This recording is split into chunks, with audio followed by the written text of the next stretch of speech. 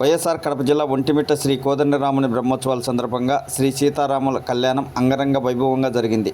రాములోరి కళ్యాణానికి సంబంధించి సీతమ్మ వారి కోరికను శాస్త్రరీత్యా తెలిపే కాంత కోరిక కార్యక్రమాన్ని 5:30 గంటలకు వేదిక మీద అర్చకులు నిర్వహించారు.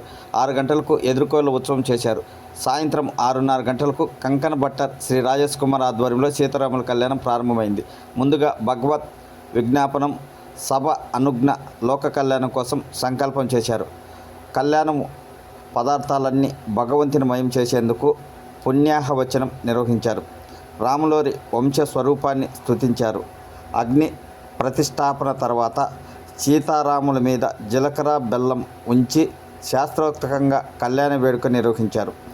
కళ్యాణం అనంతరం భక్తులందరికీ శ్రీవారి లడ్డు ప్రసాదం, ముత్యాల తలంబ్రాలు పంపిణీ చేశారు.